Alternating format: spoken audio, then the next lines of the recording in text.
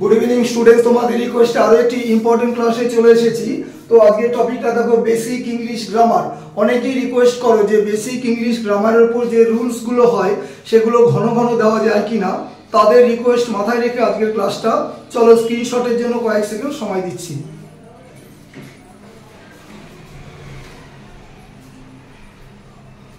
চলো ক্লাসটা শুরু করি। This is Sushant sir living at Nabadwip. দুটো ইম্পর্টেন্ট রুলস তোমাদের জন্য সেট করেছি। রুল নাম্বার 1 কি বলেছে দেখো, জাতির পূর্বে দি বা দা বসে কিন্তু ভাষার পূর্বে বসে না। অর্থাৎ ল্যাঙ্গুয়েজ যখন বোঝাবে সেটা বসবে না তার আগে। যেমন ফ্রেঞ্চ মানে ফরাসি ভাষা, আবার ফ্রেঞ্চ ফরাসি জাতি।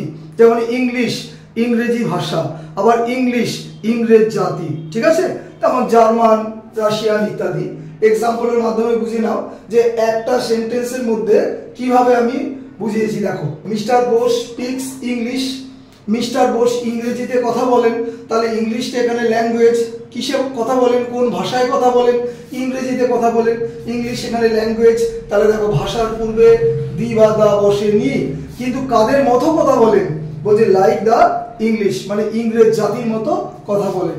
একই সেন্টেন্সে দুবার ইংলিশ লিখিয়েছি তোমাদের সুবিধার জন্য। প্রথমটা ল্যাঙ্গুয়েজ, এই জন্য দি বা দা বসেনি। দ্বিতীয়টা জাতি, এই জন্য দি বা দা বসেছে। ঠিক আছে, এবার উচ্চারণ কোথায় দি কোথায় দা অনেকেই প্রশ্ন করে, যদিও আজকের এটা বিষয় না তবুও বলে দিচ্ছি। দেখো, যে সমস্ত ওয়ার্ড ভয়েল দিয়ে শুরু হবে তার আগে উচ্চারণটা দি হবে, টিএইচই। আর যেটা কনসোনান্ট দিয়ে শুরু হবে তার আগে যখন দি বসবে তার উচ্চারণটা দা হবে। যেমন ধরো অরেঞ্জ, ও দিয়ে শুরু, তাহলে দি অরেঞ্জ। যেমন ধরো ম্যাঙ্গো, এমটা নিশ্চয়ই কনসোনান্ট, এই জন্য দা ম্যাঙ্গো হবে। ঠিক আছে, আচ্ছা চলো নেক্সট এক্সাম্পল, অর্থাৎ নেক্সট তোমার রুল কি বলেছে। এক্সাম্পল একটাই দিয়েছি কারণ বারবার একই জিনিস আসবে, তাই না। দেখো রুল কি বলেছে, লেট এর পর প্রোনাউনের অবজেক্টিভ ফর্ম বসে। এবার বলবে কেন আমি নাউন লিখলাম না। নাউনের সাবজেক্টিভ এবং অবজেক্টিভ সেম হয়। ধরো অমিত একটা ছেলের নাম, সাবজেক্ট হিসাবেও অমিত, এর অবজেক্টিভ অমিতই হবে, তাই না। এই কারণে লিখলাম প্রোনাউনের অবজেক্টিভ ফর্ম বসবে যখন আমরা সেন্টেন্সটা লেট দিয়ে শুরু করব। তোমাদের সুবিধার জন্য চার্টটা করে দিয়েছি। দেখো চার্ট, প্রোনাউন লিখেছি মাঝখানে, এখানে দেখো সাবজেক্টিভ ফর্ম, এখানে দেখো অবজেক্টিভ ফর্ম। বুঝে নেবে I me, he him, she her, we us, they them. ইউই হয় এই কারণে লিখিনি। দেখো এবার তাহলে রুল কি বলেছে, লেটের পর প্রোনাউনের অবজেক্টিভ ফর্ম বসে। এক্সাম্পল দুটো দিয়েছি, let them play football, let him do the work. এগুলো এরর কারেকশনে দিতে পারে।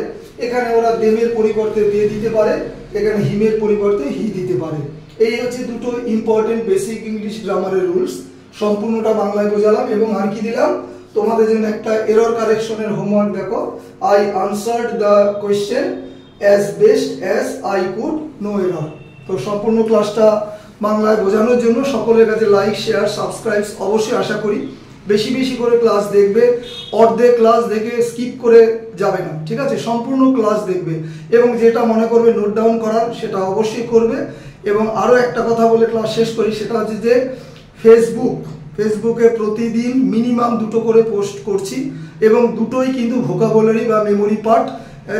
আমি ম্যাক্সিমাম দেই ইডিয়মস, ফ্রেজেস আর সিনোনিম, কোনো দিন অ্যাপ্রোপ্রিয়েট প্রিপোজিশনও দেই। ঠিক আছে, তাহলে ফেসবুকে দুটো মেমোরি পার্টের ক্লাস এবং একটা বেসিক ইংলিশের ক্লাস মূলত, বা মাঝে মাঝে এরর কারেকশনের ক্লাস, যেটা ইউটিউবে আমি ছাড়ি অবশ্যই এবং ফেসবুকেও দেওয়া হয়। যাই হোক, ক্লাস শেষ করছি। Have a good day.